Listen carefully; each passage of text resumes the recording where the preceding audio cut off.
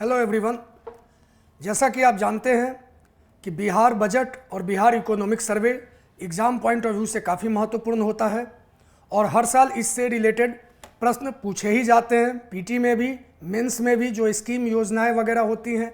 इसके अतिरिक्त जो बिहार सरकार का इकोनॉमिक सर्वे और बजट है उसमें जो भी डेटा है या जो आपके प्रमुख योजनाओं का जिक्र होता है उसे आप एग्ज़ाम में खास करके मेंस एग्ज़ाम में उदाहरण के तौर पर या कई जगहों पर जब आप उसका यूज करते हैं, चाहे वो आपके जीएस पेपर 2 में हो, इसके अतिरिक्त एसए पेपर में हो या इसके अतिरिक्त और भी कई जगहों पर, तो आपको जो है उससे मार्क्स अच्छे मिलते हैं। तो आइए इसी क्रम में आज हम लोग देखेंगे बिहार बजट 2025-26 और 26 का बिहार का बजट के बारे में देखेंगे। जो लोग 70वीं बीपीएससी का मेंस लिख रहे हैं उनके लिए जाहिर सी बात है यह मेंस में काफ़ी हेल्पफुल साबित होगा ये लेक्चर, क्योंकि इसमें जो डेटा फैक्ट्स वगैरह की बात होगी या जो स्कीम्स वगैरह की बात होगी वो आप एग्जाम में एज इट इज जो है डाल सकते हैं एग्जाम्पल के तौर पे, जिससे कि आपका वैल्यू एडिशन होगा और आपको जो है काफ़ी अच्छे मार्क्स मिलेंगे। इतना ही नहीं, हम लोग चीज़ों को सरलता से समझते हुए चलेंगे, बहुत ज़्यादा रटने की जरूरत नहीं है। जो महत्वपूर्ण एरिया है उसी पे फोकस करना है और एग्जाम में उसको बेहतर तरीके से प्रेजेंट करना है। जो लोग 71वीं बीपीएससी की तैयारी कर रहे हैं उनके लिए ये जो है एग्जाम में प्रीलिम्स पॉइंट ऑफ व्यू से काफ़ी महत्वपूर्ण है। कुछ कॉन्सेप्चुअल एरिया जो है वो भी उनको एग्जाम के लिए काफ़ी महत्वपूर्ण होगा। तो जितने भी अभ्यर्थी हैं सभी इस वीडियो को काफ़ी ध्यानपूर्वक देखें, साथ ही साथ संभव हो तो अपना नोट्स भी बनाते चलें ताकि उन्हें जो है आने वाले समय में बिहार बजट का पूरी जानकारी के साथ साथ अच्छा कमांड हो सके। तो चलिए दोस्तों शुरू करते हैं बिहार बजट 2025-26 को। बिहार बजट जो है इस बार माननीय वित्त मंत्री श्री सम्राट चौधरी जी के द्वारा 3 मार्च 2025 को प्रस्तुत किया गया। तो एक तो ये डेट पूछ देता है कई बार प्रीलिम्स में कि बजट किस दिन आया, तो 3 मार्च 2025 को माननीय वित्त मंत्री श्री सम्राट चौधरी जी के द्वारा बिहार का बजट लाया गया। जैसा कि आप जानते हैं कि कोई भी बजट जो होता है ये संवैधानिक प्रावधानों के जरिए होता है। संविधान के आर्टिकल 112 में जो है इसका जिक्र है एनुअल फाइनेंशियल स्टेटमेंट का, उसी के तहत जो है केंद्र सरकार और राज्य सरकार बजट जो है वो लाती है। हालांकि बजट शब्द जो है वो संविधान में कहीं भी यूज नहीं किया गया है। इसके लिए जो शब्द यूज किया गया है वो है एनुअल फाइनेंशियल स्टेटमेंट। मोटे तौर पे अगर समझें तो जैसे कोई भी व्यक्ति अपने महीने के खर्च का बजट बनाता है, आप भी अपने परिवार में बजट बनाते होंगे, तो उसमें बेसिकली आप क्या देखते हैं कि आपका आय कितना है, किन किन स्रोतों से आय है और टोटल आय कितना है, व्यय कितना है, मतलब आपका एक्सपेंडिचर कितना है और किन किन जगहों पर व्यय है, जो आपका व्यय है वो किन किन क्षेत्रों में है। जैसे कुछ जो है वो रोजमर्रा के होंगे, जैसे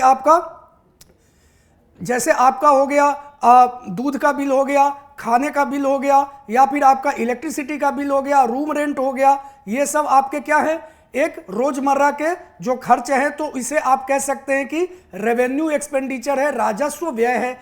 जबकि कुछ आप बचत रखते होंगे अलग अलग चीजों में, जैसे सपोज कोई गाड़ी खरीदनी हो, बाइक खरीदनी हो, या फिर आपको जो है फ्लैट में इन्वेस्ट करना हो, प्रॉपर्टी में इन्वेस्ट करना हो, तो इन सब चीजों को कहते हैं कैपिटल एक्सपेंडिचर। डेट इज आपका जो है आप कह सकते हैं कि यह जो है आपकी एक पूंजीगत निवेश है। तो एनीवे उस चीजों पे हम लोग बाद में देखेंगे। फिलहाल आप ये समझ लें कि कोई भी बजट जो होता है उसमें आपको 3 साल के डेटा मिलते हैं, 3 साल का डेटा मिलता है। ये जो 3 साल का डेटा है वो किन किन वर्षों का होता है। जैसे इस साल का बजट आपका 2025-26 का बजट है, तो 2025-26 का बजट जो है वह आपका 3 मार्च 2025 को लाया गया है। जाहिर सी बात है इसका क्रियान्वयन 1 अप्रैल 2025 से आपका 31 मार्च 2026 तक के लिए होगा। तो जाहिर सी बात है अभी जो आंकड़े सरकार इस वित्तीय वर्ष के लिए देगी, जो अभी चल रहा है, वह क्या होगा आपका? वह आपका जो है एस्टिमेटेड डेटा होगा। तो इस वित्तीय वर्ष का जो डेटा होगा इस बजट में, वो एस्टिमेटेड डेटा होगा, या आप इसे कह सकते हैं कि यह अनुमानित आंकड़ा होगा। अनुमानित आंकड़ा होगा। रोशन अनुमानित आंकड़ा होगा। गर्मी बहुत ज्यादा है थोड़ा। इसके अतिरिक्त जाहिर सी बात है यह मार्च 2025 में लाया गया है, तो इससे पिछले वित्तीय वर्ष की अगर आप बात करें, मतलब वित्तीय वर्ष 2024-25 की बात करें, तो इसका आपका रिवाइज्ड डेटा मिलेगा। रिवाइज्ड डेटा, और आप कह सकते हैं कि संशोधित आंकड़ा मिलेगा। जबकि यदि आप इसके और पिछले वित्तीय वर्ष का देखें, 2023-24 की बात करें, तो इसका एक्चुअल डेटा मिलेगा। मतलब कि आपका वास्तविक आंकड़ा मिलेगा। आपका वास्तविक आंकड़ा मिलेगा। तो इससे आप समझ सकते हैं कि जो आपका बजट है वो मूलतः 3 वर्षों का डेटा देता है, जिसमें इस वित्तीय वर्ष का अनुमानित डेटा कि सरकार के किन किन क्षेत्रों से कितना राजस्व आ सकता है और किन किन क्षेत्रों पर कितना व्यय करेगी। इसके अतिरिक्त पिछले वित्तीय वर्ष का संशोधित डेटा देता है। संशोधित क्यों? जैसे अभी इस वित्तीय वर्ष का जो आंकड़ा सरकार ने प्रस्तुत किया, वह आने वाले समय में 6 महीने के बाद पुनः रिवाइज होगा कि क्या जितना हम मान के चल रहे थे आय और व्यय उतना ही है, या उससे बढ़ भी रहा है, या घट भी रहा है। तो जो रिवाइज्ड एस्टीमेट होगा वह आपका पुनः तैयार किया जाएगा कि एक्चुअली आपको और कितना लग सकता है। और जब एक बार वित्तीय वर्ष खत्म हो गया, उसके बाद सरकार पुनः अवलोकन करेगी कि पिछले वित्तीय वर्ष में कुल कितना आय रहा, कुल कितना खर्च रहा, किन किन क्षेत्रों पे कितना खर्च रहा, और तब एक्चुअल डेटा आएगा। तो जाहिर सी बात है तीनों साल के अलग अलग डेटा आपको मिलेंगे किसी भी बजट में। तो चलिए देखते हैं बिहार बजट 2025-26 के महत्वपूर्ण जानकारी और आंकड़ों के बारे में। सबसे पहले ओवरव्यू देखते हैं कि बिहार का जो ग्रॉस स्टेट डोमेस्टिक प्रोडक्ट है, यानी कि सकल राज्य घरेलू उत्पाद, ग्रॉस स्टेट डोमेस्टिक प्रोडक्ट, जिसे जीएसडीपी भी कहते हैं, वह 2025-26 में करेंट प्राइसेस पर कितना है। करेंट प्राइस का मतलब क्या हुआ? जो वर्तमान का मूल्य है उस पर कितना है। हमेशा ध्यान रखिए सरकार जो है वह आर्थिक आंकड़ों से संबंधित एक बेस ईयर को चुनती है। वह बेस ईयर हर 10 वर्ष के बाद रिवाइज किया जाता है, परंतु ऐसा भी देखा गया कि किसी अपरिहार्य कारणों से अगर वो स्टेबल ईयर नहीं है इकोनॉमिक पॉइंट ऑफ व्यू से, तो बेस ईयर को आगे भी शिफ्ट किया जाता है। उदाहरण के तौर पे वर्तमान में बिहार सरकार या भारत सरकार के इकोनॉमिक डेटा का बेस ईयर जो है वह 2011-12 है। मतलब इस वर्ष की तुलना में आप अन्य वर्षों के डेटा को पब्लिश करते हैं, लेकिन इसके 10 साल के बाद यानी 2021-22 का पुनः संशोधित डेटा और 2021-22 को एक बेस ईयर माना जाना चाहिए था, परंतु कोरोना के कारण 2021-22 की इकोनॉमिक जो आप देखें अर्थव्यवस्था की हालत स्टेबल नहीं थी, इसलिए उन आंकड़ों को अगर आप बेस ईयर लेते हैं तो उसके तुलना में आने वाले वर्षों के जो आंकड़ा है वो काफ़ी अधिक आपको जो है फ्लक्चुएट होंगे या प्रभावित होंगे, इसलिए इसे बेस ईयर नहीं लिया जा सकता। इसलिए अभी तक जो है आपका बिहार सरकार या भारत सरकार का बेस ईयर 2011-12 ही चल रहा है। तो एनीवे, जब बेस ईयर की तुलना में किसी भी डेटा को हम लोग समझते हैं तो उसे हम लोग कहते हैं कांस्टेंट प्राइस। कांस्टेंट प्राइस मतलब कि स्थिर मूल्य पर कितना है, परंतु अगर हम वर्तमान मूल्य की बात करें तो उसे करंट प्राइस कहते हैं। कांस्टेंट प्राइस और करंट प्राइस में डिफरेंस जो है वह इन्फ्लेशन का होता है कि जैसे 2011-12 के तुलना में वर्तमान समय में मूल्यों में वृद्धि हुई तो जाहिर सी बात है उसका क्या होगा, आपका वैल्यूएशन ज्यादा होगा। फिर भी अगर बिहार के जीएसडीपी यानी सकल राज्य घरेलू उत्पाद की बात करें तो वह 2025-26 में करेंट प्राइसेस की अगर हम बात करें तो इसके आधार पर सरकार का अनुमान है कि यह 10.97 लाख करोड़ का होगा। 10.97 लाख करोड़ का आपका हो जाएगा क्या, ये आपका करंट प्राइस पर जीएसडीपी 2025-26 का। और यह जो है पिछले वर्ष की तुलना में 22% अधिक होगा, 22% इंक्रीज एज कंपेयर टू 2024-25। मतलब कि इकोनॉमी आपका लगभग 22% से ग्रो कर रहा है आपका किस में, करेंट प्राइसेस के इंडिसेस में।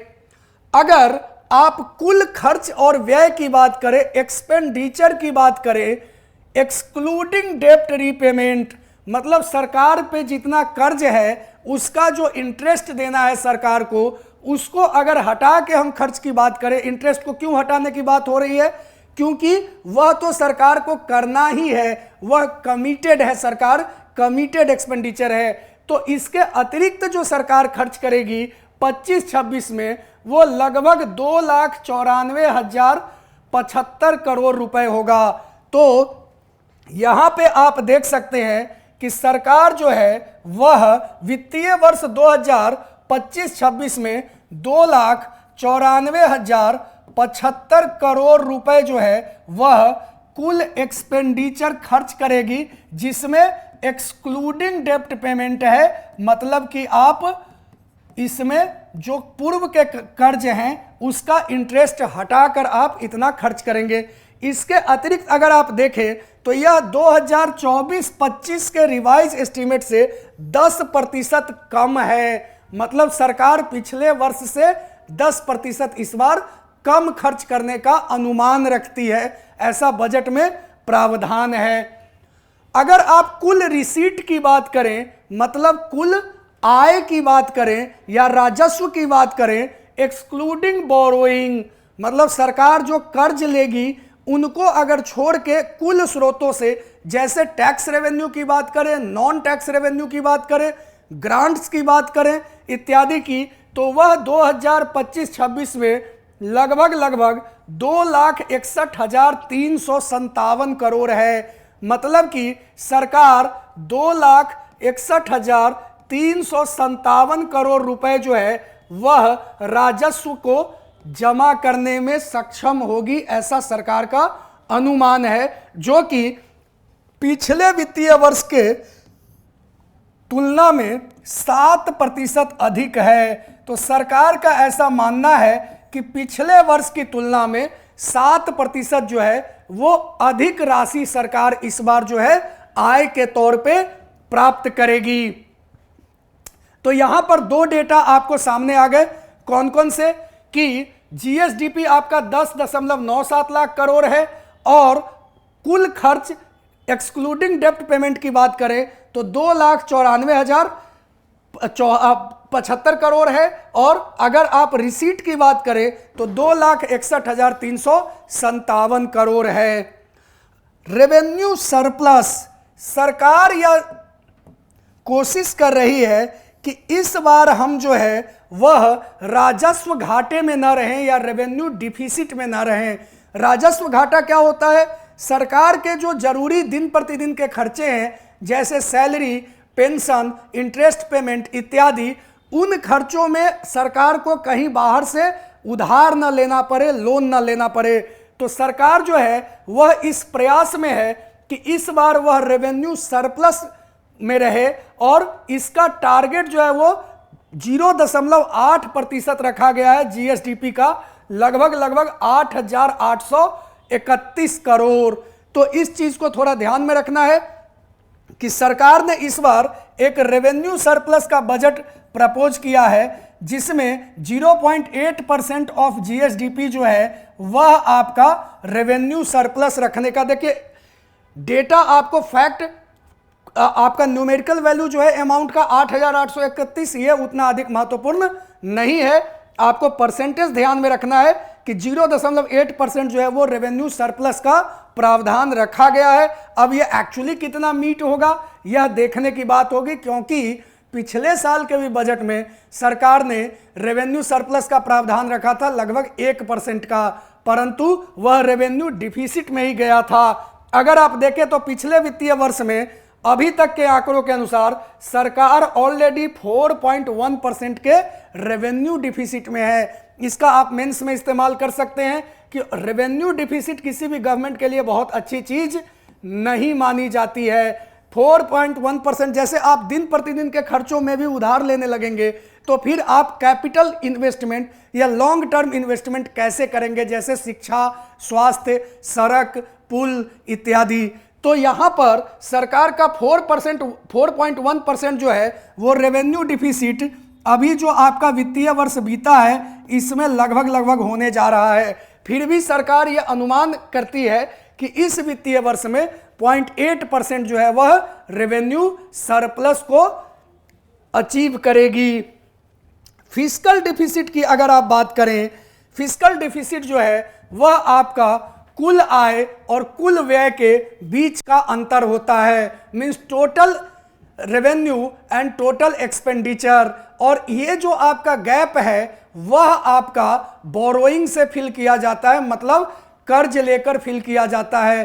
तो आपका फिस्कल डिफिसिट जो है वह एक परमिसिबल लिमिट में हो तो ज़्यादा बेहतर है। तो अगर एफआरबीएम एक्ट की बात करें तो बिहार ने अपना एफआरबीएम एक्ट जो 2006 में बनाया उसमें 3% का टारगेट है फिस्कल डिफिसिट का, परंतु ऐसा नहीं है कि यह 3% जो है फिस्कल डिफिसिट को राजकोषीय घाटा भी कहते हैं। तो राजकोषीय घाटा जो है फिस्कल डिफिसिट वह ऐसा नहीं है कि हर हाल में 3% आपको रखना ही है।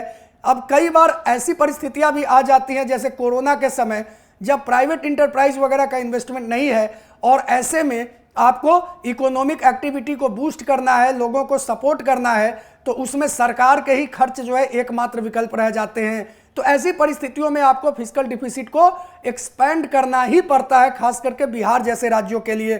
तो चलिए देखते हैं, सरकार ने ऐसा टारगेट रखा है कि हम जो है इस बार अपना राजकोषीय घाटा या फिस्कल डिफिसिट जो है वह 3% ऑफ जीडीपी रखेंगे।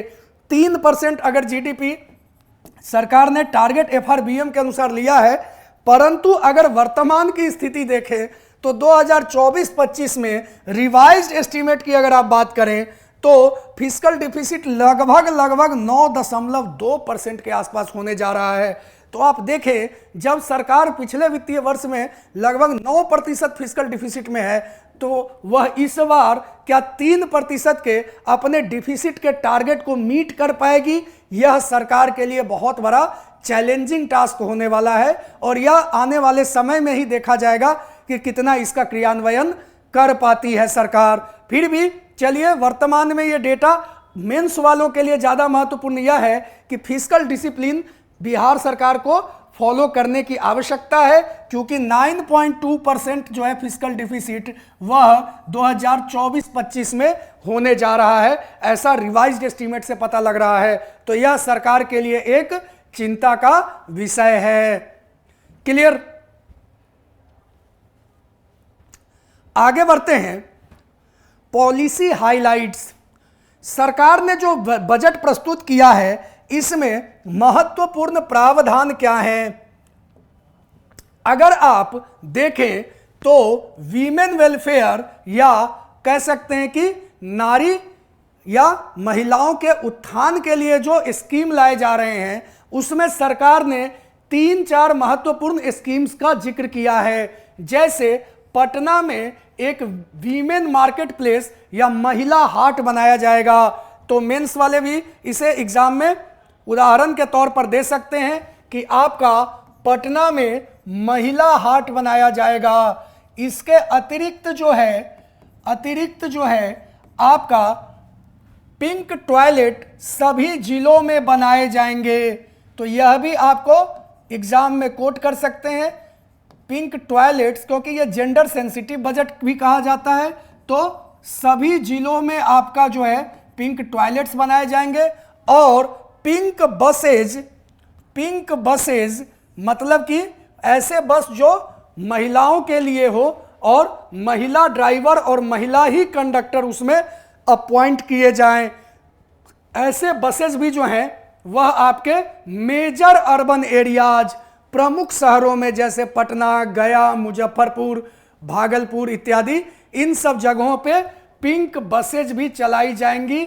इन पिंक बसेज में वीमेन स्टाफ ही होंगे, मतलब ड्राइवर, कंडक्टर ये सब महिलाएं ही होंगी। यह आपका प्रमुख पॉलिसी हाईलाइट है। इसके अतिरिक्त अगर इंफ्रास्ट्रक्चर की आप बात करें तो सरकार ने 2 ग्रीन फील्ड एयरपोर्ट बनाने की बात की है कि हम 2 नए जगहों पर क्या करेंगे, आपका हवाई अड्डा या एयरपोर्ट का निर्माण करेंगे। इसमें पहला है सुल्तानगंज जो भागलपुर जिले में पड़ता है, और दूसरा आपका रक्सौल जो आपका पूर्वी चंपारण जिले में पड़ता है। तो भागलपुर और रक्सौल में आपका ग्रीन फील्ड एयरपोर्ट बनाने का प्रस्ताव सरकार ने रखा है। इसके अतिरिक्त किसानों के लिए उनके उत्पादों को सही तरह से संरक्षित किया जा सके, इसके लिए कोल्ड स्टोरेज बनाने का बात या प्रावधान लाया गया है। और यह कोल्ड स्टोरेज फैसिलिटी जो है वह सभी अनुमंडलों में बनाए जाएंगे और क्रमबद्ध तरीके से फेज्ड मैनर में आपका सभी ब्लॉक में भी बनाए जाएंगे। तो यह एक दीर्घकालिक योजना या प्रस्ताव के तौर पे लाया गया है जिससे आने वाले समय में किसानों को फायदा होगा। तो जाहिर सी बात है जीएस पेपर 2 में एग्रीकल्चर और इकोनॉमी में आप इसका एग्जाम्पल दे सकते हैं कि सरकार के द्वारा कोल्ड स्टोरेज बनाने का प्रस्ताव इस बार के बजट में लाया गया है सभी अनुमंडल स्तर पे और फेज्ड मैनर में सभी प्रखंड स्तर पर। तो यह ध्यान में रखेंगे, कोल्ड स्टोरेज इस बार के बजट के प्रावधान के अनुसार सभी अनुमंडल स्तर पे एवं सभी प्रखंड स्तर पे बनाए जाने की बात है। क्लियर? यह आपका एक महत्वपूर्ण कदम है बिहार सरकार के द्वारा। आगे बढ़ते हैं। बिहार की अर्थव्यवस्था के बारे में बजट में क्या क्या डेटा हमें देखने को मिलता है, तो चलिए देख लेते हैं। अगर डेटा की बात करें तो बिहार का जीएसडीपी डेट इज सकल राज्य घरेलू उत्पाद की अगर हम बात करें, पिछली बार हमने देखा किस पे, करेंट प्राइसेस पे। अभी डेटा हम लोग कांस्टेंट प्राइसेस के हिसाब से अगर देखते हैं तो 2023-24 में कांस्टेंट प्राइस 23-24 क्यों? क्योंकि मैंने बताया कि अगर आप कोई भी बजट देखें तो 3 साल का डेटा है और 23-24 का जो डेटा है वह आपका ऑलरेडी एक्चुअल डेटा आ चुका है, उस वित्तीय वर्ष के वास्तविक आंकड़े आपके पास आ चुके हैं। तो इस कारण से आप 23-24 के डेटा जो है वह आपके पास वास्तविक है, तो उनकी जानकारी भी सरकार इस बजट के डॉक्यूमेंट में रखती है। तो चलिए देखते हैं 2023-24 में कांस्टेंट प्राइस पे अगर देखा जाए तो बिहार का जीडीपी जो है वो 9.2% से ग्रो किया है और पूरे भारत की अगर बात करें इसी टाइम पीरियड में 2023-24 में तो वह भी 9.2% से है। तो कुल मिला के आप ये कह सकते हैं कि बिहार और भारत दोनों का इकोनॉमिक ग्रोथ रेट जो है वो लगभग पैरेलल ही रहा है इस वित्तीय वर्ष में, मतलब 2023-24 में। क्लियर?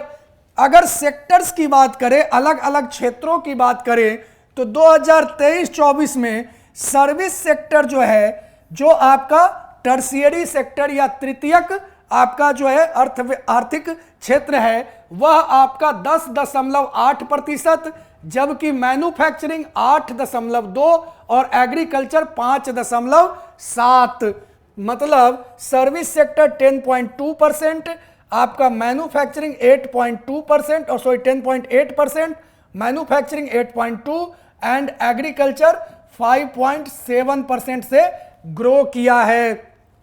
यहां आप देख सकते हैं सबसे ज्यादा ग्रो करने वाला सेक्टर आपका सर्विस सेक्टर है, जबकि सबसे कम ग्रो करने वाला एग्रीकल्चर सेक्टर है। मेंस वाले ध्यान रखेंगे, एग्रीकल्चर भले ही आपका मात्र 5.7% से ग्रो कर रहा है, लेकिन यह लगभग जो है आपका 50% ऑफ वर्क फोर्स को एम्प्लॉयमेंट दे रहा है। तो इसका मतलब क्या है कि जितने लोग एग्रीकल्चर में लगे हैं उनकी प्रोडक्टिविटी उस हिसाब से नहीं बढ़ रही है। इसका मतलब है कि एग्रीकल्चरल सेक्टर धीरे धीरे आपका स्टैग्नेट हो सकता है। इसमें और अधिक मैकेनाइजेशन या बेहतर प्रयोगों की जरूरत है, या आप कह सकते हैं कि नए नए नवाचारों की जरूरत है, नए नए इसमें प्रैक्टिसेस को इन्वॉल्व करने की आवश्यकता है। इसके अतिरिक्त अगर आप कंट्रीब्यूशन वाइज देखें तो 2023-24 में आपका एग्रीकल्चर, मैन्युफैक्चरिंग और सर्विसेज की बात करें तो इन्होंने जीडीपी में लगभग 24, 18 और 58% कंट्रीब्यूट किया है। मतलब एग्रीकल्चर ने आपका 24%, मैन्युफैक्चरिंग 18% और सर्विसेज 58%। अब इसे अगर आप देखें तो एग्रीकल्चर मात्र 24%, सर्विसेज सबसे अधिक कंट्रीब्यूट कर रहा है, परंतु एम्प्लॉयमेंट वाइज देखें तो सर्विसेज सबसे कम एम्प्लॉयमेंट दे रहा है और एग्रीकल्चर सबसे अधिक एम्प्लॉयमेंट दे रहा है। इसका मतलब क्या है कि हमारा एम्प्लॉयमेंट जो सेक्टर वाइज है वह भी थोड़ा इम्बैलेंस्ड है। क्लियर? तो हमें एग्रीकल्चरल वर्कफोर्स को स्किल्ड बनाना होगा ताकि वो मैन्युफैक्चरिंग और सर्विसेज सेक्टर के तरफ आपके माइग्रेट कर सके या मूव कर सके। क्लियर? अगर पर कैपिटा जीएसडीपी की बात करें, प्रति व्यक्ति आय की बात करें बिहार में, तो वह 2023-24 जिसका एक्चुअल डेटा आ चुका है सरकार के पास, उसके अनुसार 2023-24 में बिहार के पर कैपिटा जीएसडीपी की बात करें करेंट प्राइस पे तो वह 66,828 रुपए था। पीटी में कई बार डायरेक्ट पूछ देता है, तो यह जो है आपका 66,828 रुपए था। जबकि इसी समय भारत का ऑल इंडिया लेवल की बात करें तो आपका 2,15,935 रुपया था प्रति व्यक्ति आय। इसका मतलब यह हुआ कि बिहार का प्रति व्यक्ति आय जो था वह भारत के या नेशनल पर कैपिटा इनकम का 1/3 से भी कम है। मतलब बिहार का पर कैपिटा इनकम जो है वह आपका नेशनल पर कैपिटा इनकम का आपका 1/3 से भी कम है। यह काफी चिंता की बात है और इसे इंप्रूव करने की आवश्यकता है। या आप मेंस में दे सकते हैं डेटा कि आपका लेटेस्ट बजट के डेटा के हिसाब से 2023-24 में बिहार का जो पर कैपिटा इनकम है वह नेशनल पर कैपिटा इनकम के 1/3 से भी कम है, लगभग 30% के आसपास है। क्लियर? तो यह था आपका इकोनॉमी का ओवरव्यू। आगे बढ़ते हैं, बजट एस्टीमेट्स की बात करते हैं। 2025-26 के बजट के प्रमुख जो हैं वो आपके अनुमानित आंकड़े क्या हैं? टोटल एक्सपेंडिचर एक्सक्लूडिंग डेप्ट रीपेमेंट, मतलब पूर्व में जो लोन लिया गया है उसके इंटरेस्ट पेमेंट या रीपेमेंट को छोड़कर कुल खर्च सरकार इस बार कितना करने जा रही है। तो सरकार जो है वह आपका कुल खर्च जो है 2,94,075 करोड़, हमने पहले भी देखा। टोटल एक्सपेंडिचर जो है आपका 2,94,075 करोड़ रुपया जो है वह सरकार खर्च करने जा रही है, जो पिछले वित्तीय वर्ष से लगभग 10% कम है। तो it is less than 10% of previous financial year. इसके अतिरिक्त अगर आप देखें तो आपका ये एक्सपेंडिचर जो है वो कैसे आपको किया जाएगा, तो जाहिर सी बात है इसमें कह रहा है कि कुल राजस्व जो है रेवेन्यू वो आपको सरकार को आएगा आपको 61,357 करोड़, और सरकार को बोरोइंग जो करनी होगी, मतलब जो कर्ज लेना होगा, वह लगभग 32,918 करोड़ का कर्ज सरकार को लेना होगा या लोन लेना होगा। आई बात समझ में? तो ये जो है आपका एक्सपेंडिचर का एस्टिमेशन है कि इस बार सरकार अनुमानित क्या रखने वाली है। सरकार, जाहिर सी बात है, हमने अभी देखा पिछले ही स्लाइड में कि हमने 0.8% का टारगेट रखा है रेवेन्यू सरप्लस का। अब यह अचीव हो पाता है या नहीं, यह देखने वाली बात होगी कि इस बार सरकार 0.8% ऑफ जीएसडीपी जो है, क्या इतना रेवेन्यू सरप्लस अचीव कर पाती है या नहीं। क्योंकि अभी पिछले ही वित्तीय वर्ष के डेटा की बात करें तो लगभग 4.1% आपका रेवेन्यू डिफिसिट में जा रही है सरकार। क्लियर? तो यहां पर आपको यह ध्यान देने वाली बात है। फिस्कल डिफिसिट के भी डेटा की अगर बात करें तो सरकार ने 3% का अपना एक टारगेट लिया है, परंतु वर्तमान रिवीजन की बात करें तो पिछले वित्तीय वर्ष में लगभग 9.2% का फिस्कल डिफिसिट है सरकार का। तो जाहिर सी बात है, इस बार 3% का टारगेट मैच होगा या नहीं, वह एक देखने वाली बात होगी, या कह सकते हैं चैलेंजिंग टास्क होगा। क्लियर? इसके अतिरिक्त अगर आप की फिगर्स की बात करें तो अगर आप की फिगर्स की बात करें तो यहां आप देखें नेट एक्सपेंडिचर, आपका टोटल एक्सपेंडिचर 3,16,895 है, जिसमें डेप्ट रीपेमेंट 22,000 का है। 2,94,075 करोड़ जो है वो आपका नेट एक्सपेंडिचर है। रेवेन्यू की बात करें तो 2,61,357 है। इसी तरह अलग अलग डिफिसिट और बैलेंस की बात करें, आंकड़े लगभग वही आते हैं। तो यही आपको ध्यान में रखना है। रेवेन्यू सरप्लस बजट सरकार ने प्रपोज किया है 0.8% ऑफ जीएसडीपी, और फिस्कल डिफिसिट का टारगेट जो है वो भले ही सरकार ने 3% ऑफ जीएसडीपी रखा है, लेकिन अगर पिछले वित्तीय वर्ष की बात करें 24-25 की बात करें तो आपका रेवेन्यू डिफिसिट लगभग आपका 4.1% होने जा रहा है, जबकि फिस्कल डिफिसिट जो है वह 9.2% होने जा रहा है। तो यह जो है एक चिंता की बात है, यह जो है वो एक चिंता की बात है सरकार के लिए कि क्या 9.2% आपका फिस्कल डिफिसिट से वह सीधा आपका 3% का डेटा जो है वो मैच कर पाएगी या नहीं। क्लियर?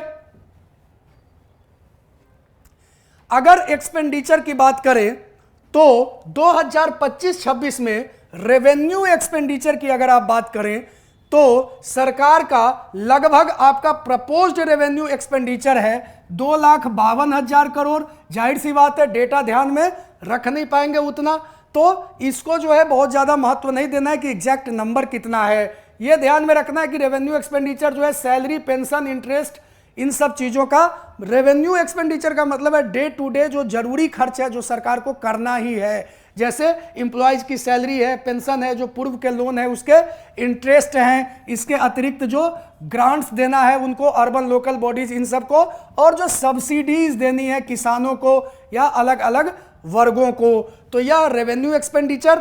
कैपिटल आउटले की बात करें तो वह लगभग सरकार 40,532 करोड़ की बात कर रही है कि इस बार खर्च करेंगे, जो पिछले वर्ष की तुलना में 7% कम है।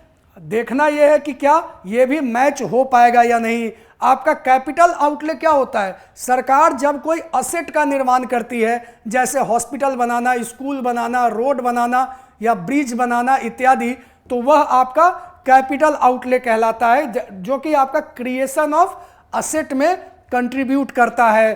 कैपिटल आउटले या तो आपको क्रिएशन ऑफ असेट करता है या फिर आपका जो है यह रिडक्शन इन लायबिलिटी करता है कि सरकार का पूर्व का जो लायबिलिटी है उसमें कमी आए। तो अगर पिछले आंकड़ों की बात करें जो एग्जाम में आप कोट कर सकते हैं मेंस एग्जाम में, कि आपका हेल्थ एंड फैमिली वेलफेयर, स्वास्थ्य और परिवार कल्याण तथा आपका एनर्जी डेट इज ऊर्जा क्षेत्र में सरकार ने लगभग बजट एस्टीमेट का 3 गुना जो है वह खर्च किया है।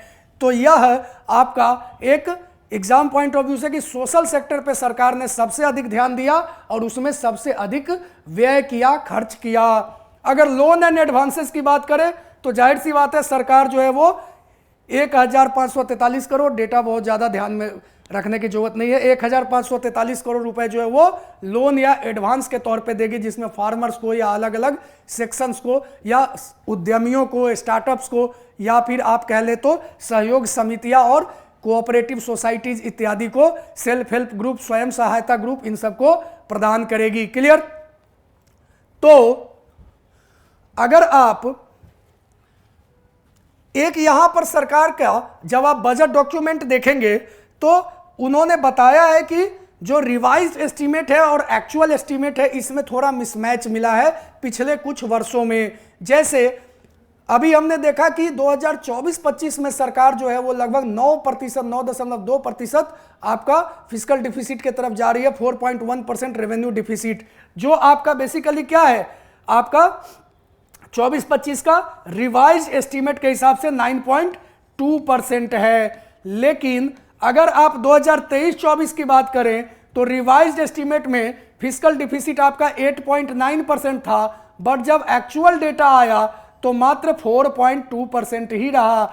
मतलब कि जब सरकार ने देखा कि मेरा फिस्कल डिफिसिट ज़्यादा जा सकता है तो उसने अपने खर्चों को आने वाले महीनों में कम किए और वर्ष के अंत आते आते 4.2% ही फिस्कल डिफिसिट पे वो आके रह गए। हो सकता है कैपिटल निवेश इसमें कम किया गया हो। उसी तरह से सरकार यह भी अनुमान कर रही है कि जाहिर सी बात है रिवाइज एस्टीमेट आपको मिल गया 6 महीने के बाद उस वित्तीय वर्ष में कि 9.2% जा रहा है, तो सरकार क्या करेगी, अपने खर्चों को प्राइवेटाइज करके कम करेगी, जिससे कि अगेन यह जो है थोड़ा लिमिट में आ सके। उसी तरह आपका 2022-23 का भी डेटा दे रहा है कि रिवाइज्ड एस्टीमेट में 8.8% के आसपास आ रहा था। मतलब अगर उस पेस से सरकार खर्च करती है तो, लेकिन सरकार ने फिर अपने खर्चों को कंट्रोल किया और 6% फिस्कल डिफिसिट के टारगेट को या लाइन को मैच किया। तो इस हिसाब से आप देख सकते हैं कि रिवाइज्ड एस्टीमेट से एक्चुअल एस्टीमेट आते आते सरकार जो है वो टाइट करती है, अपने खर्चों को कम करती है और फिर जो है कोशिश करती है कि उसे एक लिमिट में ही रखा जाए। तो जाहिर सी बात है आने वाले समय में भी सरकार इसका ध्यान रखेगी, इस वित्तीय वर्ष में भी। अगला है आपका कमिटेड एक्सपेंडिचर। कमिटेड एक्सपेंडिचर की अगर आप बात करें तो यह टिपिकली ऐसा एक्सपेंडिचर है, कमिटेड का मतलब है प्रतिबद्ध व्यय।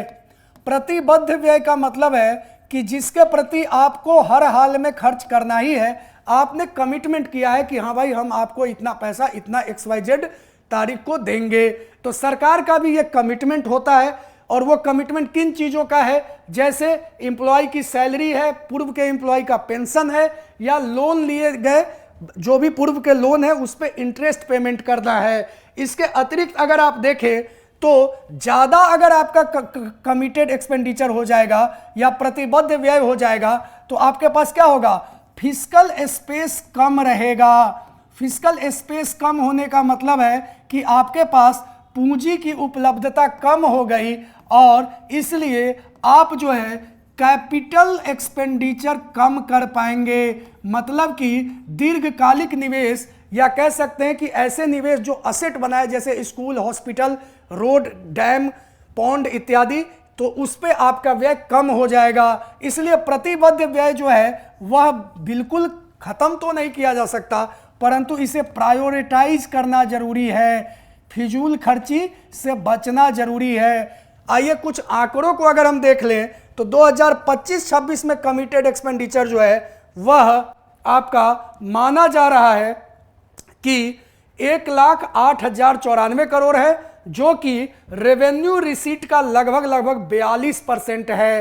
तो ये आप एग्जाम पॉइंट ऑफ व्यू से महत्वपूर्ण है कि आपका कमिटेड एक्सपेंडिचर लगभग 42% ऑफ रेवेन्यू रिसीट है। इतना ही नहीं, अगर आप देखें तो इसमें भी कमिटेड एक्सपेंडिचर में लगभग 20% जो है वह सैलरी पे जाता है, 13% जो है वह पेंशन पे जाता है और इंटरेस्ट पेमेंट पे आपका लगभग 9% जाता है। आई बात समझ में? तो यह आपका कमिटेड एक्सपेंडिचर का ब्रेकअप है कि कितना कितना किस किस सेक्टर में जाता है। अगर 23-24 के एक्चुअल फिगर की बात करें तो लगभग 36% जो आपका रेवेन्यू रिसीट है वह आपका कमिटेड एक्सपेंडिचर की तरफ खर्च हुआ है। तो जाहिर सी बात है सरकार ने इस बार लगभग 42% का आंकड़ा दिया है, तो कोशिश सरकार की यही रहेगी कि इसको थोड़ा कम किया जाए ताकि कैपिटल एक्सपेंडिचर पे ज्यादा खर्च किया जाए, शिक्षा, स्वास्थ्य इत्यादि पे, बिजली, सड़क, पानी इत्यादि पे। क्लियर? तो यहां पर आपको जो है ये data exam point of view से महत्वपूर्ण हो जाते हैं। आगे बढ़ते हैं। सेक्टर वाइज एक्सपेंडिचर की अगर आप बात करें कि अलग अलग क्षेत्रों में सरकार कितना व्यय करेगी इस साल के बजट में, तो सरकार के आंकड़ों के अनुसार अगर ये जो सेक्टर्स दिए गए हैं महत्वपूर्ण सेक्टर्स, ये कुल मिलाकर लगभग 66% जो है वह कुल एक्सपेंडिचर का या कुल व्यय का, टोटल एक्सपेंडिचर का 66% इन्हीं क्षेत्रों पर है, जिनमें शिक्षा, ग्रामीण विकास, हेल्थ एंड फैमिली वेलफेयर, सामाजिक विकास और पोषण, social welfare and nutrition, police, energy, urban development, irrigation, road, agriculture. अब इन सब को अगर डेटा वाइज आप समझें तो आप पाएंगे, एग्जैक्ट आपको नंबर्स ध्यान में रखने की जरूरत नहीं है, आपको यह ध्यान में रखना है कि सरकार के कुल व्यय का सबसे अधिक पोर्शन जो है वह आपका शिक्षा पर खर्च किया जा रहा है। तो शिक्षा या एजुकेशन सेक्टर जो है वह आपका नंबर 1 पोजीशन पर है सरकार के प्रायोरिटी में, खर्च में। दूसरा आपका ग्रामीण विकास है, रूरल डेवलपमेंट। तीसरा आपका जो है वह स्वास्थ्य एवं परिवार कल्याण है। ये 3 आपको, या चौथा जो आपका है वह समाज कल्याण एवं पोषण है। तो कुल मिला के आप देख सकते हैं कि सरकार की प्रायोरिटी जो है वह सोशल सेक्टर या सामाजिक क्षेत्रों पर अधिक है। तो पहला शिक्षा, दूसरा ग्रामीण विकास, तीसरा आपका स्वास्थ्य एवं परिवार कल्याण और चौथा आपका जो है समाज कल्याण एवं पोषण। ये चारों सरकार की प्रायोरिटीज है इस बार के बजट में खर्च के हिसाब से। क्लियर? जिसमें जाहिर सी बात है अलग अलग योजनाओं की बात भी सरकार कर रही है कि जिसमें आपको एमजी नरेगा में कितना है, प्रधानमंत्री आवास योजना में कितना है, मुख्यमंत्री वृद्धजन पेंशन योजना में कितना है, इत्यादि इत्यादि। जाहिर सी बात है एग्जैक्ट डेटा आपको एग्जाम पॉइंट ऑफ व्यू से बहुत ज्यादा महत्वपूर्ण नहीं है, आपको केवल ये क्रम ध्यान में रखना है कि किन किन सेक्टर्स में सरकार का प्रायोरिटी ज्यादा है। रिसीट की अगर आप बात करें, आय की अगर आप बात करें, अभी तक तो हमने देखा कि सरकार खर्च कहां कहां करेगी। अब देखते हैं कि सरकार को पूंजी आएगा कहां से खर्च करने के लिए। तो रिसीट की बात करें तो कुल रेवेन्यू रिसीट भी अगेन आपका 2 तरह का हो गया। रेवेन्यू रिसीट मींस राजस्व से आय और कैपिटल रिसीट।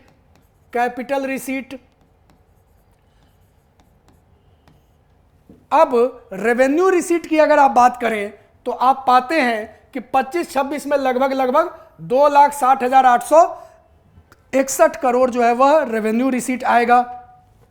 अब ये रेवेन्यू रिसीट जो है वह ध्यान में रखें कैसे कैसे आएगा सरकार के पास। अगर रेवेन्यू रिसीट की बात करें, रेवेन्यू रिसीट, तो यह जो है बिहार सरकार को इसके ओन टैक्सेस से आएंगे जो इसका अपना कर का स्रोत है, और दूसरा जो है वह सेंट्रल गवर्नमेंट से जो आएगा वह भी 2 भाग का है। एक आपका जो है जो स्टेट का शेयर है सेंट्रल टैक्सेस में, आपको पता होगा कि फाइनेंस कमीशन के हिसाब से स्टेट का शेयर 42% कर दिया गया है सेंट्रल पूल ऑफ टैक्सेस में जीएसटी के आने के बाद। तो एक तो स्टेट का शेयर से आएगा और दूसरा जो ग्रांट्स मिलेगा सेंट्रल गवर्नमेंट से स्टेट गवर्नमेंट को।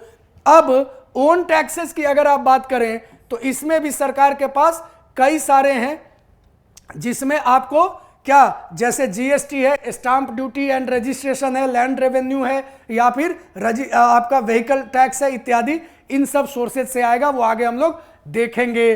अगर इसी के डेटा को अगर आप समझें तो यहां आप पाते हैं कि बिहार सरकार के बजट के अनुसार सरकार का कुल रेवेन्यू इस बार राजस्व आने वाला है 2,60,831 करोड़, जिसमें 26% जो है वह इसके अपने सोर्सेज से आएगा। अपने सोर्सेज का मतलब हो गया आपका जो सरकार की अपने जीएसटी है या मोटर व्हीकल पर लगाया गया टैक्स है, पेट्रोल वगैरह के सेल पे जो वैट मिलता है, या जमीन वगैरह की प्रॉपर्टी की खरीद बिक्री में जो रजिस्ट्रेशन या स्टाम्प फी है, या फिर आपका जो लैंड रेवेन्यू जो भू राजस्व का भुगतान होता है उससे। जबकि बाकी जो 74% बच रहा है वह सेंटर से, केंद्र सरकार से आएगा, और सेंटर से भी जो आएगा उसमें 53% जो है वह इनका अपना शेयर है जीएसटी पूल में, जबकि 21% जो है वह ग्रांट के तौर पे आएगा, एक तरह से लोन के या मदद के तौर पे आएगा। तो यहां पर इस चीज का ध्यान रखिएगा कि सरकार का जो रेवेन्यू है इसमें ओन टैक्सेस जो है वह मात्र 26% है, जबकि स्टेट सेंट्रल गवर्नमेंट से आपका 74% आ रहा है। इस 74% में आपका 53% या 53% जो है वह स्टेट का अपना शेयर है, जबकि ग्रांट जो है वह 21% से है। तो ये आपका रेवेन्यू रिसीट का क्या है, डिस्ट्रीब्यूशन है बिहार सरकार का। क्लियर? आगे अगर आप देखें तो सरकार के पास जो रेवेन्यू आएगी उसमें सबसे बड़ा स्रोत जो है वह आपका सरकार का जीएसटी है। अगर डाटा की बात करें तो 2025-26 में अनुमानित तौर पे जीएसटी जो है वह सरकार का लार्जेस्ट ओन टैक्स रेवेन्यू है, जो कि लगभग 57% है। तो यहां आप इसी डेटा में इसे समाहित कर सकते हैं कि ओन टैक्सेस का जो आपका लार्जेस्ट शेयर है वह आपका जीएसटी का है, जो लगभग 57% है ओन टैक्स रेवेन्यू का। क्लियर? तो इस चीज का यहां पर ध्यान रखेंगे एग्जाम पॉइंट ऑफ व्यू से। आगे बढ़ते हैं। अगर आप देखें तो इस वाले टेबल में आपको दिखता है अलग अलग सोर्सेज से आपका सरकार के ओन टैक्स में, अपने टैक्स में, एक तो सेंट्रल से आ रहा है लगभग 53%, और जो अपने टैक्स है उसमें किसका क्या कंपोजिशन है। तो एक नंबर पर आपका स्टेट जीएसटी है जो कि लगभग 34,000 करोड़ है। दूसरे नंबर पर आपका सेल्स टैक्स या वैट है जो पेट्रोल डीजल इत्यादि प्रोडक्ट पे लग रहा है। तीसरे नंबर पर स्टाम्प ड्यूटी या रजिस्ट्रेशन फी है। चौथे नंबर पर गाड़ियों पर जो टैक्स है। पांचवें नंबर पर अनुमानित है बिजली से, और बिजली पर जो टैक्स है या बिजली बिल है, और छठे नंबर पर भू राजस्व से। तो सबसे लार्जेस्ट आपका जो है वह स्टेट का जीएसटी है, दूसरा पे सेल्स टैक्स या वैट है। इस चीज को आप ध्यान में रखेंगे एग्जाम पॉइंट ऑफ व्यू से। अगर डिफिसिट डेब्ट की बात करें तो जाहिर सी बात है, हमने अभी देखा कि सरकार ने एफआरबीएम एक्ट के टारगेट को, जो बिहार सरकार ने बिहार एफआरबीएम एक्ट बनाया था 2006 में, इसके टारगेट को मैच करने की बात की है, और इसी हिसाब से लगभग 3% ऑफ जीडीपी जो है स्टेट जीडीपी, उसका उन्होंने रखा है फिस्कल डिफिसिट का टारगेट। यहां पर सरकार ने जो है रेवेन्यू सरप्लस का, एक जाहिर सी बात है अभी हम लोग देख रहे थे, 0.8% ऑफ जीएसडीपी का टारगेट रखा है। क्लियर? रेवेन्यू डिफिसिट जो है वो बेसिकली क्या है, जो आपका न तो असेट का निर्माण करता है न ही लायबिलिटी को रिड्यूस करता है। मतलब जो आपने पूर्व में जो लोन वोन लिए उसका पेमेंट तो आपको करना ही है, या आपकी जो लायबिलिटी है वो तो आपको फुलफिल करना ही है। तो रेवेन्यू डिफिसिट जो है वह बहुत अच्छा कंडीशन किसी भी सरकार के लिए नहीं माना जाता है, क्योंकि वह दैनिक खर्च या दिन प्रतिदिन के खर्च में जो है वह आपका कमी को दर्शाता है। क्लियर? अगर आप फिस्कल डिफिसिट की बात करें तो फिस्कल डिफिसिट जो है वह आपका कई बार सरकार की मजबूरी भी होती है। जैसे हमने देखा कि कोविड के समय में इकोनॉमी को बूस्ट करने के लिए सरकार को स्पेंड करना पड़ा, या अंडर डेवलप्ड या डेवलपिंग इकोनॉमीज में जाहिर सी बात है सोशल सेक्टर्स वगैरह पे, इंफ्रास्ट्रक्चर पे आपको खर्च करने ही पड़ते हैं। लेकिन इसका भी एक लिमिट है, एक लिमिट से अधिक अगर आप खर्च करेंगे तो जाहिर सी बात है आपका फिस्कल डिफिसिट अनबैलेंसिंग हो जाएगा, आप उसको फिर बाद में पूर्ति नहीं कर पाएंगे। क्लियर? तो फिस्कल डिफिसिट जो है वह टोटल लायबिलिटीज में क्या करता है, आपका बढ़ोतरी करता है, और इसको आप फिल करते हैं बोरोइंग से, मींस उधार लेकर, और यही बोरोइंग जो है वो आपको बाद में रीपेमेंट करना पड़ता है इंटरेस्ट वगैरह के साथ। तो सरकार के डेटा के हिसाब से इस बार का टारगेट जो है वह 3% ऑफ जीएसडीपी जो है वह आपका फिस्कल डिफिसिट का टारगेट है, जबकि सेंट्रल गवर्नमेंट ने 0.5% का और लीवरेज दिया है कि आप 3% के जीडीपी के अतिरिक्त 0.5% जो है और खर्च कर सकते हैं, प्रोवाइडेड ये जो 0.5% होगा वह पावर सेक्टर रिफॉर्म्स पे होगा। मतलब जो आपका बिजली वगैरह की आपूर्ति या उत्पादन है उस सेक्टर में आप रिफॉर्म करें, क्योंकि आपको पता होना चाहिए कि पावर सेक्टर में AT&C that is aggregate transmission and consumption losses जो है यह काफी अधिक है, जिस कारण पावर सेक्टर की जो डिस्कम्स है या डिस्ट्रीब्यूशन कंपनीज हैं वह लॉस मेकिंग हो रही थी। तो केंद्र सरकार ने कहा कि जो राज्य सरकारें पावर सेक्टर में रिफॉर्म लाकर उसे बेहतर बनाएगी या आप कह सकते हैं प्रॉफिटेबल बनाएगी, वह अपने फिस्कल डिफिसिट को 0.5% और जो है वो स्ट्रेच कर सकती है। क्लियर? तो यहां पर सरकार जो है वह लगभग 3.5% तक एक्सपेंड कर सकती है अपने फिस्कल डिफिसिट को, जिसमें 3% अपने स्टेट गवर्नमेंट के खर्च या स्कीम्स के लिए और 0.5% स्पेसिफिकली पावर सेक्टर के लिए। क्लियर? अगर आप 24-25 की बात करें तो बीते वर्ष की तो 9.2% का रिवाइज्ड एस्टीमेट आ रहा है। तो जाहिर सी बात है अभी हमने देखा कि रिवाइज्ड एस्टीमेट से एक्चुअल आने में सरकार क्या करती है कि वह अपने खर्चों को कम करती चली जाती है, ताकि उसे जो आकलन मिल रहा है कि साल के अंत में 9% तक चला जाएगा, इस रफ्तार से अगर खर्च किए तो वह कम होकर लिमिट में आ सके। क्लियर? तो ये आपका डिफिसिट का डेटा है।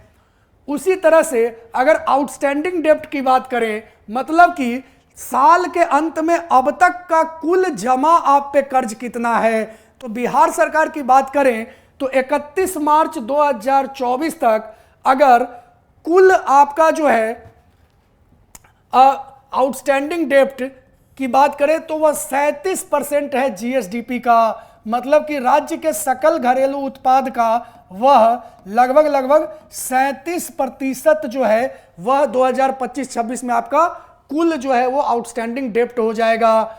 उसी तरह से आउटस्टैंडिंग गारंटी की बात करें, गारंटी जो होता है वो सरकार जो है जब भी कोई पब्लिक सेक्टर अंडरटेकिंग है, जैसे आपका मान लीजिए स्टेट का पावर सेक्टर का कोई कंपनी है, या आपका जो है डेयरी सेक्टर का कंपनी है, या कोई मान लीजिए कोऑपरेटिव की कंपनी है, वो अगर लोन लेती है तो उसमें सरकार ही गारंटर बनती है, तो इसको आउटस्टैंडिंग गवर्नमेंट गारंटी कहते हैं। तो ये जो इसकी अगर आप बात करें कि स्टेट पब्लिक सेक्टर इंटरप्राइज को सरकार अगर गारंटी के तौर पर देखे तो वह लगभग 3.1% जो है वह जीडीपी का सरकार पे लायबिलिटी बनता है आपका गारंटर के तौर पे। और ये जो लायबिलिटी है उसमें सबसे अधिक जो है 63% वह आपका पावर सेक्टर के कंपनीज के लिए है, जो आपका पावर प्रोडक्शन एंड डिस्ट्रीब्यूशन के काम में है, उसमें जो सरकार गारंटर बनी है वह सबसे बड़ा आपका जो है फैक्टर बन रहा है। बाकी आउटस्टैंडिंग डेब्ट जो है वह 37% है। ये चार्ट अगर आप देखें तो आप पाते हैं कि सरकार का 2021-22 में कुल आपका आउटस्टैंडिंग डेब्ट 30.9 था, 22-23 में 32.3, 23-24 में 38.9, 24-25 में 37.1 और 25-26 में अनुमानित है कि 37% होगा। और धीरे धीरे अगेन सरकार कम करके 27-28 तक कोशिश करेगी कि अगेन 34.9 या 35% के आसपास इसे किया जाए। क्लियर? इसे ही आप एक तरह से कह सकते हैं कि बिहार राज्य के प्रति व्यक्ति कर्ज कितना है, तो वह उसके जीडीपी का 37% है, जो कि जाहिर सी बात है थोड़ा अधिक है। क्लियर, कि आपके जीडीपी का 1/3 से अधिक जो है वह आपका कर्ज ही है। क्लियर। अगर यहां पर एक महत्वपूर्ण और बात आती है कि अगर हम देखें कि क्या बिहार सरकार जो है वह जितना आपका बजट में खर्च कर रही है वह दूसरे राज्यों की तुलना में कैसा है, तो कंपैरिजन विथ अदर स्टेट्स की बात करें तो उसमें 6 की फैक्टर्स की हम लोग बात करते हैं कि 6 अलग अलग क्षेत्र जो है, सेक्टर हैं, उसमें सरकार जो है किन किन क्षेत्रों या सेक्टर्स पे कितना कितना व्यय करेगी। दूसरी बात यहां पर क्या है कि जो कंपैरिजन विथ अदर स्टेट्स की बात है, इसमें लगभग पूरे भारत के स्टेट्स हैं, लगभग टोटल मिलाकर कुछ यूटीज वगैरह को भी ले लें तो 31 स्टेट्स की बात कर रहा है, जिसमें बिहार भी जाहिर सी बात है सम्मिलित है। तो बिहार और पूरे ऑल इंडिया लेवल पे दोनों का कंपैरिजन कर लेते हैं। शिक्षा की अगर आप बात करें, एजुकेशन सेक्टर की, देखिए यह मेंस पॉइंट ऑफ व्यू से जो है काफी महत्वपूर्ण है, आप लोग मेंस में इसका जिक्र कर सकते हैं अपने आंसर में। तो बिहार सरकार जो है वह शिक्षा पे अपने कुल खर्च का, कुल व्यय का 21.7% खर्च करती है, जो कि पूरे भारतवर्ष के सभी राज्यों के अपने अपने बजट का एवरेज निकाला जाए तो उससे अधिक है। ऑल इंडिया लेवल पे एवरेज आपका 15% है। तो यहां पर बिहार जो है वह 21.7% जो है वह शिक्षा में खर्च कर रही है, जबकि बाकी राज्य मिलाकर अपने बजट का 15% कर रहे हैं। दूसरा, अगर स्वास्थ्य की बात करें, हेल्थ की, तो यहां पर आप पाते हैं कि बिहार सरकार जो है वह अपने कुल खर्च का 6.6% जो है वह स्वास्थ्य पे खर्च करती है, जो कि अगेन ऑल इंडिया लेवल से अधिक है, क्योंकि पूरे भारतवर्ष की बात करें तो यह 6.2% है। तो यह भी आप एग्जाम में डेटा के तौर पे कोट कर सकते हैं कि सोशल सेक्टर में बिहार सरकार का खर्च जो है वह अखिल भारतीय स्तर पे सभी राज्यों के द्वारा किए जाने वाले खर्च के आप एवरेज की बात करें तो उससे अधिक है, जितनी कैपेसिटी है उससे अधिक कर रहा है बिहार सरकार। अगर ग्रामीण विकास की बात करें, रूरल डेवलपमेंट की, तो रूरल डेवलपमेंट में भी आप देखते हैं कि बिहार सरकार कुल जो है वो 10.3% खर्च कर रही है अपने कुल व्यय का, जो कि ओवरऑल अगर आप देखें तो पूरे भारतवर्ष में 5.1% है। जैसे मान लीजिए महाराष्ट्र, गुजरात, मध्य प्रदेश ये सब मिलाकर, तो जाहिर सी बात है बिहार सरकार यहां ऑल इंडिया लेवल से अधिक खर्च कर रही है। तो शिक्षा, स्वास्थ्य और ग्रामीण विकास में बिहार सरकार जो है वह ऑल इंडिया लेवल से अधिक खर्च कर रही है। लेकिन यहां एक बात और ध्यान देना होगा कि जीडीपी का साइज अलग अलग राज्यों का अलग अलग है। अगर आप महाराष्ट्र की बात करें तो उनका जीडीपी बिहार से अधिक है, अगर गुजरात की बात करें, कर्नाटक की बात करें, तमिलनाडु की बात करें, वह सब बिहार से धनी स्टेट है। तो वो अगर अपने जीडीपी का कम भी खर्च करती है, फॉर एग्जाम्पल एक व्यक्ति 100 रुपए कमाता है और दूसरा व्यक्ति 500 रुपए कमाता है, अगर 100 रुपए वाला व्यक्ति जो है अपने प्रतिदिन के कमाई का 20% जो है वह शिक्षा पे खर्च करता है तो वह 20 रुपया खर्च कर रहा है। अगर 500 रुपए कमाने वाला व्यक्ति जो है वह मात्र 5% भी शिक्षा पे खर्च कर रहा है तो वह 25 रुपया खर्च कर रहा है। तो परसेंटेज वाइज देखें तो जाहिर सी बात है 100 रुपए वाले की कैपेसिटी कम है खर्च करने की, उसमें भी उसने शिक्षा को अधिक प्रायोरिटी दी है, परंतु दूसरे ऐसा नहीं है कि कम खर्च कर रहे हैं न्यूमेरिकल वैल्यू में, क्योंकि न्यूमेरिकल वैल्यू यहां पे महत्वपूर्ण इसलिए भी है कि बिहार का पॉपुलेशन भी ज्यादा है बाकी राज्यों की तुलना में जो धनी राज्य हैं। तो अगर वो कम पॉपुलेशन में ज्यादा न्यूमेरिकल वैल्यू में पैसे खर्च कर रहे हैं, मतलब अगर 100 बच्चों पे वो 5,000 रुपए खर्च कर रहे हैं तो बिहार सरकार 500 बच्चों पे जो है वह 4,000 खर्च कर रही है। तो यहां पर आप देखेंगे कि कुल मिला के डेटा वाइज, परसेंटेज वाइज आपको हायर जरूर है, लेकिन एक्चुअल न्यूमेरिकल वैल्यू में तथ्य थोड़े अलग हो सकते हैं। लेकिन एग्जाम पॉइंट ऑफ व्यू से परसेंटेज के मामले में जितनी कैपेसिटी है उसमें प्रायोरिटाइज करते हुए बिहार सरकार ज्यादा जो है वो खर्च कर रही है सोशल सेक्टर पे। इसी क्रम में अगर आप कम खर्चों की बात करें तो रोड्स एंड ब्रिजेज, मतलब जो आपके सड़क और आपके पुल का निर्माण है उसमें बिहार सरकार 3% खर्च कर रही है, जबकि ऑल इंडिया लेवल पे यह 4.3% है। तो यहां पर बिहार सरकार को विशेष ध्यान देने की आवश्यकता है। एग्रीकल्चर, कृषि क्षेत्र की अगर आप बात करें तो आप पाते हैं कि बिहार सरकार कुल व्यय का 2.7% खर्च कर रही है, जबकि बाकी सरकार जो है वह 6.3% खर्च कर रहे हैं। यहां पर लगभग 2 गुने से अधिक का गैप है। इसे भी बिहार सरकार को ध्यान देने की आवश्यकता है, न सिर्फ परसेंटेज में बट एक्चुअल नंबर में। इसीलिए आप देखें पंजाब के किसान जो समृद्ध हैं, हरियाणा के किसान जो समृद्ध हैं, वहां की सरकारें भी कृषि पे अधिक खर्च कर रही है, जबकि बिहार सरकार न सिर्फ कृषि पे कम खर्च कर रही है बल्कि न्यूमेरिकल वैल्यू में भी कम है। मैकेनाइजेशन का अभाव है और भी कई सारी बुनियादी सुविधाओं का अभाव है, इरिगेशन फैसिलिटीज, सिंचाई इत्यादि का, उपकरण इत्यादि का। क्लियर? यहां पे सरकार को विशेष ध्यान देने की आवश्यकता है। इरिगेशन की अगर आप बात करें, सिंचाई की बात करें, तो यहां भी बिहार सरकार नेशनल एवरेज से पीछे है। बिहार कुल जो है वह 3.2% खर्च कर रहा है, जबकि नेशनल एवरेज आपका 3.4% है। तो यहां भी आपको बिहार सरकार को विशेष ध्यान देने की आवश्यकता है। बिहार में ज्यादातर एग्रीकल्चर जो है वो ट्यूबवेल से होते हैं। क्लियर? जो कि आपके ग्राउंड वाटर रिसोर्सेज को डिप्लीट कर रहे हैं। तो अगर आप देखें तो कम वाले क्षेत्र में रोड एंड ब्रिजेज, एग्रीकल्चर और इरिगेशन है, जबकि अधिक वाले क्षेत्र में आपका एजुकेशन, हेल्थ और रूरल डेवलपमेंट है। तो ये आपका ऑल इंडिया कंपैरिजन है। क्लियर? तो जाहिर है कि अभी जो हमने 2025-26 का बजट एनालिसिस देखा, इससे आपको मेंस और प्रीलिम्स पॉइंट ऑफ व्यू से कई सारे इंसाइटफुल डेटा मिले होंगे, जिसका आप बखूबी इस्तेमाल अपने एग्जाम में कर सकते हैं। यह लेक्चर जो तैयारी अभी प्रारंभ किए हैं या जो 71वीं बीपीएससी दे रहे हैं उनके लिए तो उपयोगी है ही, साथ ही साथ जो 70वीं का मेंस दे रहे हैं जो आने वाले 10 दिनों के बाद है, वह भी इनके डेटा के इस लेक्चर में जो भी आपको बजट से रिलेटेड डेटा है उसका इस्तेमाल अपने आंसर राइटिंग में कर सकते हैं, जिससे कि उन्हें जो है आंसर राइटिंग में कंटेंट या वैल्यू एडिशन होगा और उन्हें बेहतर मार्क्स मिलेगा। क्लियर? तो चलिए इन्हीं चीज़ों के साथ आप सभी लोगों को आने वाले मेंस एग्जाम के लिए ऑल द बेस्ट। सब लोग अच्छे से तैयार करें और बेहतर परफॉर्म करें। Thank you and all the best.